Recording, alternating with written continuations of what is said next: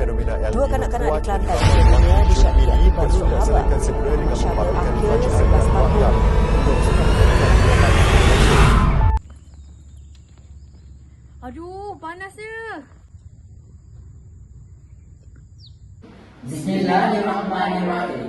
Forum Remaja Evolusi Pelajar Bervisi, Forum Remaja Jendela Kematangan Minda, Forum Remaja membentuk insan terbilang, Forum Remaja membentuk insan insani, Forum Remaja Pembangkit Kecemerlangan Masyarakat Berilmu.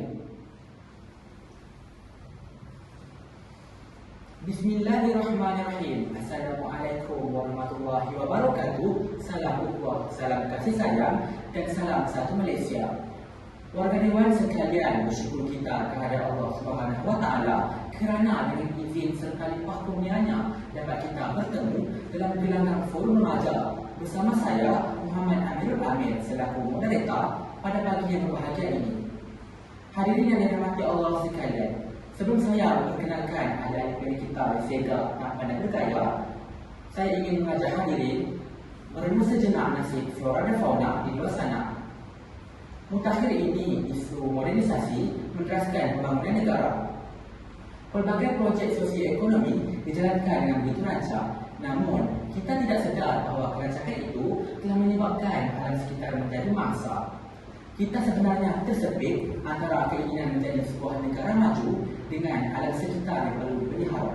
Bak kata peribahasa, di dalam hati emak, di luar mati bapa. Sejak kebelakangan ini, beberapa kawasan di negara ini telah mengalami fenomena cuaca panas melampau yang menyebabkan peningkatan suhu persekitaran. Keadaan ini boleh menyebabkan kehilangan sel tubuh dan mengakibatkan individu tersebut mudah merasa letih dan kurang bertenaga serta berisiko mendapat dehidrasi dan strok hawa. Oleh itu, orang ramai dinasihatkan untuk mengoptimalkan prosesnya hawa daripada badan dengan berada di sekitaran yang lebih sejuk. Untuk mengupas isu ini dengan lebih mendalam, boleh kirana untuk kita berkenalan terlebih dahulu dengan ketiga mitra kita pada hari ini. Baiklah, yang pertama yang berada di sebelah kanan saya, saudara Fatihah binti Abi Syahid, Timbalan Ketua Pelajar SMK Merah Bandar Teguh 2, merupakan adik-adik kita yang pertama. Apa khabar saudara? Alhamdulillah baik saudara. Seterusnya, saya perkenalkan adik-adik kita yang kedua yang berada di sebelah kiri saya. Nampak garang tetapi mereka berbicara, saudari Nurul Syuhada binti Muhammad Azlan, pengerusi Persatuan Padukuti Sekolah. Apa khabar saudari? Kabar baik saudara. Seterusnya, yang lengkap bukan, tentunya adik-adik kita yang ketiga.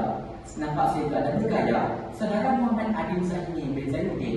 Beliau merupakan pengerusi kelab bola sepak sekolah. Apa khabar saudara? Kabar baik.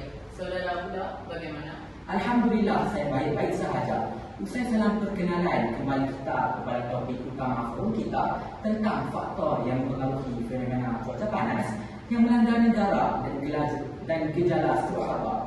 Tanpa melengahkan masa, saya persilakan ahli pertama untuk membahas tentang kedudukan geografi dan pembelakan hutan secara terbuka yang menjadi faktor dominan yang mempengaruhi peningkatan suhu bumi. Dipersilakan saudara. Terima kasih saudara pengerusi. Heterogen faktor telah menjadi punca kepada peningkatan suhu mendadak yang sedang dialami oleh negara kita pada masa kini. Antaranya ialah faktor kedudukan geografi Malaysia. Seperti yang kita ketahui, negara kita terletak di atas garisan khatulistiwa yang mana menyebabkan negara kita menerima cahaya matahari panas dan lembap sepanjang tahun. Perkara ini tidak dapat untuk kita elakkan kerana ianya bersangkut paut dengan keadaan geologi Malaysia yang tidak akan dapat untuk kita ubah. Bukan itu sahaja, kedudukan geografi Malaysia yang sebegitu rupa juga menyebabkan negara kita terdedah kepada peralihan monsun yang menyebabkan keadaan di rantau negara menerima tiupan angin lemah dari pelbagai arah yang kondusif untuk kejadian ribut petir dan panas melampau yang tidak dapat diramal dengan tepat, bahkan dengan menggunakan teknologi yang serba canggih pada masa kini. Menelusuri ke faset yang seterusnya, pembalakan secara meluas juga turut menjadi faktor kepada peningkatan suhu mendadak yang sedang kita alami kini. Pembalakan secara terbuka tempat ini bertujuan untuk pembukaan tanah bagi meneruskan aktiviti pembangunan perumahan dan juga bandar. Aktiviti pembalakan ini secara tidak langsung telah membawa kemusnahan kepada pelbagai spesies tumbuh-tumbuhan, terutamanya kepada tumbuh-tumbuhan berkayu seperti cengal dan angsana yang mampu menjana lebih banyak oksigen untuk hidupan dan mampu memacu ekonomi negara melalui proses ekspor bahan mentah industri. Bukan itu sahaja, ketiadaan pokok berkayu seperti ini juga yang mempunyai akar yang kuat dan panjang untuk mencengkam tanah turut mendorong kepada berlakunya kejadian tanah runtuh. Seperti yang kita ketahui, pada 16 Disember tahun 2022, negara kita telah dikejutkan dengan satu kejadian tanah runtuh di Batang Kali yang telah mengorbankan lebih 30 nyawa. Tidak dinafikan bahawa aktiviti pembalakan telah membuka lebih banyak peluang pekerjaan kepada penduduk setempat, namun terdapat impak negatifnya yang juga tidak dapat untuk kita sebutkan. Penebangan hutan secara berleluasa turut membawa perubahan kepada parameter cuaca, iaitu dari segi pola suhu, kelembapan dan juga pola taburan hujan. Perubahan kepada parameter cuaca secara mendadak inilah yang menjadi faktor peningkatan suhu di negara kita, iaitu sehingga mencecah 37 darjah Celsius. Menurut kajian saintifik, suhu persekitaran yang tinggi akan meningkatkan suhu dalaman badan manusia. Suhu dalaman badan yang terlalu tinggi akan menyebabkan enzim di dalam badan akan teraslikan yang boleh menyebabkan kepada kematian. Itu sahaja penerangan awal saya, berbalik semula kepada saudara pengurusi.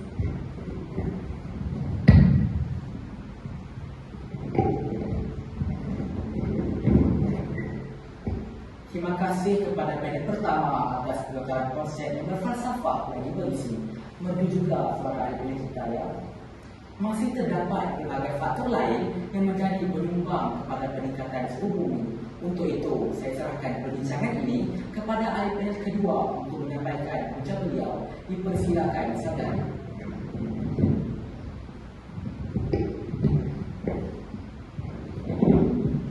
Terima kasih saudara moderator yang sangat bergaya pada hari ini. Faktor lain yang menyumbang kepada kenaikan suhu pada hari ini ialah faktor penggunaan kenderaan bermotor yang seringkali menjadi pilihan masyarakat setempat. Secara umumnya, saya melihat kepada satu kenyataan yang telah dikeluarkan oleh Jabatan Meteorologi Malaysia bahawa Kuala Lumpur merupakan sebuah negeri yang mempunyai suhu tinggi di antara 35 hingga 37 darjah Celsius. Jelaslah di sini bahawa semakin banyak jumlah kenderaan bermotor yang digunakan oleh masyarakat setempat, semakin banyak gas karbon dioksida yang terbebas ke atmosfera. Hal ini kerana kenderaan menggunakan minyak sebagai bahan bakar utama bagi menggerakkan enjin kenderaan. Asap dan jelaga yang terbebas ke udara sekaligus menyebabkan udara dipenuhi oleh jisim terampat yang kotor. Justera dapat menyebabkan berlakunya penipisan lapisan ozon. Sekian sahaja daripada saya. Kembali semula kepada saudara moderator.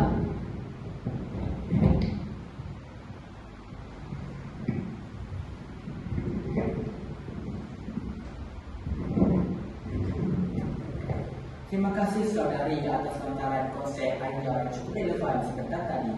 Kita sedia maklum kegiatan pertanian merupakan antara punca utama sumber pendapatan rakyat dalam rencana ekonomi negara. Malangnya, kegiatan ini juga turut menyumbang kepada peningkatan suhu bumi. Persoalannya, sejauh manakah sektor pertanian mempengaruhi peningkatan suhu bumi ini?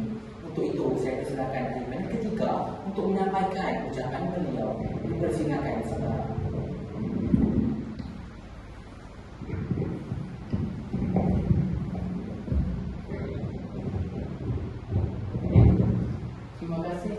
Terlebih dahulu terima kasih kepada saudara Amir Amin selaku pengerusi yang segera oleh pekertinya membawa presiden soalan. Sebelum jawab soalan ini, umum sedia tahu bahawa aktiviti pertanian merupakan sumber utama untuk menjana ekonomi negara. Tetapi tidak dapat dinafikan bahawa aktiviti ini mempunyai impak negatif kerana menyumbang kepada peningkatan suhu di negara ini. Antara impak negatif akibat aktiviti pertanian yang menyumbang kepada peningkatan suhu di negara ini ialah perubahan fizikal pada lanskap hutan. Hal ini disebabkan aktiviti seperti penyahutanan akan mengakibatkan hutan dibersihkan secara besar-besaran dan bukit digondol untuk ditanam dengan tanaman seperti pokok kelapa sawit dan getah. Selain itu, aktiviti pertanian yang menggunakan racun serangga dan bahan kimia secara berlebihan. Hal ini demikian kerana penggunaan racun serangga dan bahan kimia secara berlebihan menyebabkan berlakunya pelepasan gas rumah hijau seperti gas metana. Menurut konsumerkini.net.my, gas metana 33 kali lebih cenderung untuk merangkap tenaga haba jika dibandingkan dengan gas karbon dioksida. Sekian daripada saya, kembali semula kepada saudara pengurusi.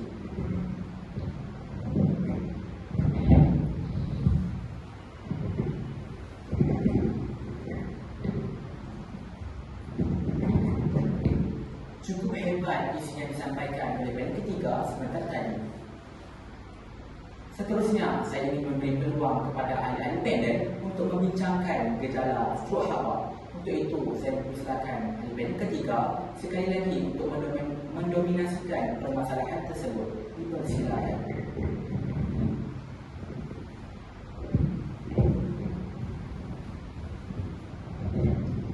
Terima kasih sekali lagi kepada saudara pengurusi. Soalan yang pernah telah diajukan oleh pengurusi sebentar tadi. Baiklah, umum sedia tahu bahawa isu strok haba sering diperkatakan pada masa kini dan menjadi fokus utama media massa. Buktinya, pada 27 April 2023, seorang kanak-kanak lelaki berusia 11 tahun telah maut dan ia menjadi mangsa strok haba sejak gelombang ini melanda negara. Ia telah disiarkan dalam akhbar sinar harian yang pada 28 April 2023. Antara tanda apabila seseorang itu mungkin mengalami gejala strok haba ialah suhu badan melebihi 40 darjah Celsius dan menjangkaui suhu manusia yang normal. Selain itu, percakapan seseorang itu mungkin menjadi tidak jelas. Seterusnya, badan seseorang itu akan berpeluh secara tidak normal lalu menyebabkan berlakunya sawan secara tiba-tiba. Hal ini membolehkan seseorang itu mengundang kepada kematian. Hal ini mestilah diambil serius oleh setiap individu kerana ia mungkin merangkut nyawa insan tersayang. Bab kata pepatah, mencegah lebih baik daripada mengobati. Sekian daripada saya, kembali semula kepada saudara pengurusi.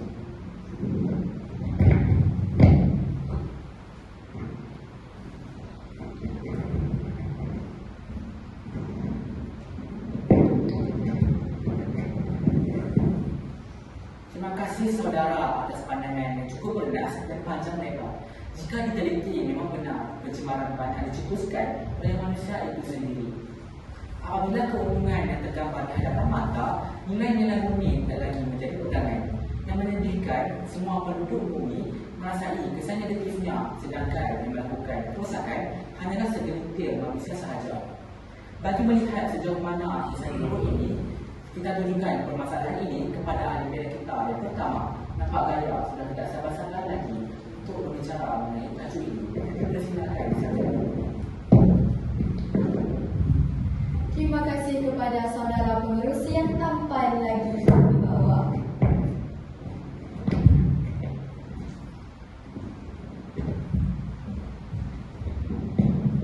Umum mengetahui bahawa peningkatan suhu secara mendadak membawa pelbagai kesan kepada manusia dalam pelbagai aspek. Namun, aspek yang ingin saya ketengahkan pada hari ini ialah aspek kesan negatif kepada manusia. Hal ini kerana aspek kesan negatif kepada manusia tampak lebih membimbangkan dan mampu menjadi barah yang tidak berkesudahan seandainya perkara ini tidak ditangani dengan sebaiknya. Peningkatan suhu mendadak mampu membawa kepada kematian kerana kerosakan dan kegagalan organ dalam badan untuk berfungsi dengan sebaiknya.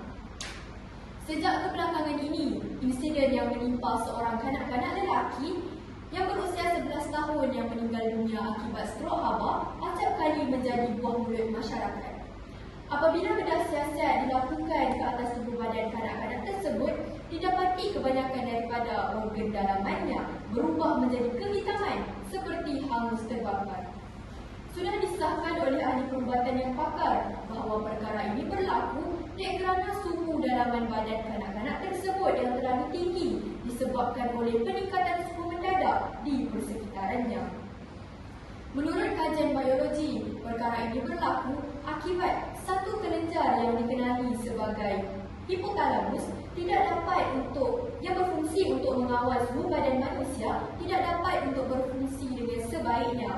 Hal ini tidak lain dan tidak bukan berlaku kerana suhu dalaman badan yang terlalu tinggi dan juga peningkatan suhu mendadak di persekitaran sehingga menyebabkan kelenjar hipotalamus tidak dapat mengawal suhu badan dan menurunkan suhu badan melalui proses pepenuhan. Natijahnya, badan tidak akan mampu untuk mengadaptasi dengan suhu yang terlalu panas dan akan memberhentikan segala bentuk proses metabolisme dalam badan yang mampu membawa kepada kematian. Itu sahaja daripada saya, saudara penerusi.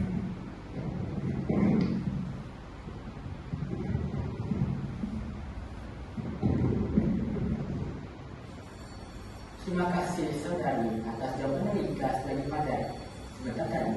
Setelah kita bincangkan secara panjang lebar tentang kesan peningkatan suhu bumi, apa kata kita pendengarkan pula pendapat daripada panel ketiga tentang makinan efektif yang boleh diambil secara ringkas siapakah yang menggagas peranan utama dalam membendung permasalahan ini. Saya tunjukkan soalan ini kepada ahli panel yang kedua. Silakan.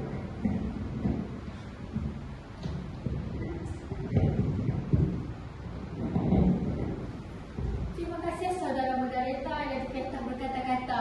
Bagi menjawab persoalan tersebut, kita sudah maklum bahawa pelepasan gas karbon dioksida ke atmosfera merupakan salah satu punca kepada peningkatan suhu. Oleh itu, masyarakat haruslah bekerjasama memainkan peranan penting dalam menangani isu ini. Lagi persis kata Mutiara, bulat air kerana membentuk, bulat manusia kerana mufakat. Oleh itu, masyarakat boleh menggunakan pengangkutan awam sebagai sumber pengangkutan utama untuk pergi ke mana sahaja, misalnya bas, teksi dan juga LRT. Selain itu, pihak Kementerian Pendidikan Malaysia juga haruslah memainkan peranan penting bagi menangani isu ini. Pada 11 Mei lalu, KPM juga telah mengeluarkan satu surat berkeliling terhadap pihak sekolah mengenai undang-undang yang harus dilakukan pihak sekolah terhadap pelajar atas faktor cuaca yang panas melampau. Yang berhormat Menteri Pendidikan iaitu Yang Berhormat Fadlina Siddiq berkata bahawa institusi pendidikan di bawah KPM juga haruslah bekerjasama menangguhkan segala aktiviti di luar bilik darjah bagi mengelakkan berlakunya hidrasi terhadap pelajar. Sekian sahaja daripada saya, berbalik semula kepada saudara moderator.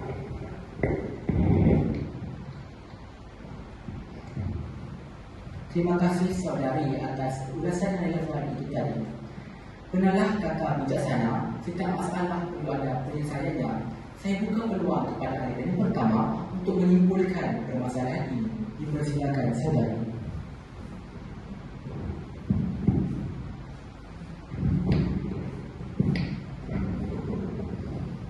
Terima kasih saudara.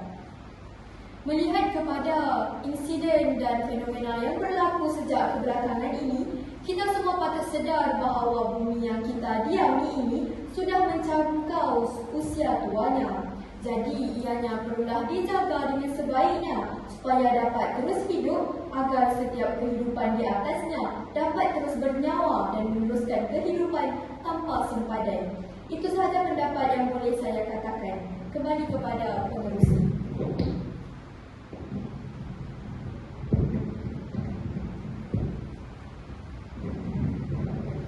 Sungguh bernas kata-kata daripada ahli panel pertama Hadirin sekalian, setelah mendengar punca dan penerangan daripada ketiga-tiga alim kita, dapatlah disimpulkan bahawa sekiranya kerajaan benar-benar serius dalam usaha membanteras masalah pencemaran ini hingga ke akal umbi, langkah-langkah yang realistik harus diambil demi generasi yang akan datang. Sebelum kita menuding jari ke mana-mana pihak, elok kita merenungkan sejenak. Tuai pagi antara masak, esok jangan layu-layuan. Intai kami antara nampak, esok jangan rindu-rinduan. Sekian sahaja untuk hari ini. Terkesan bahasa dan silap bicara, mohon dimaafkan. Sesungguhnya yang baik itu datangnya daripada Allah SWT, dan yang kurang elok itu datangnya daripada kekhilafan diri kami sendiri. Saya akhiri forum mengajar kita pada pagi ini dengan nafas yang mulia. Assalamualaikum warahmatullahi wabarakatuh.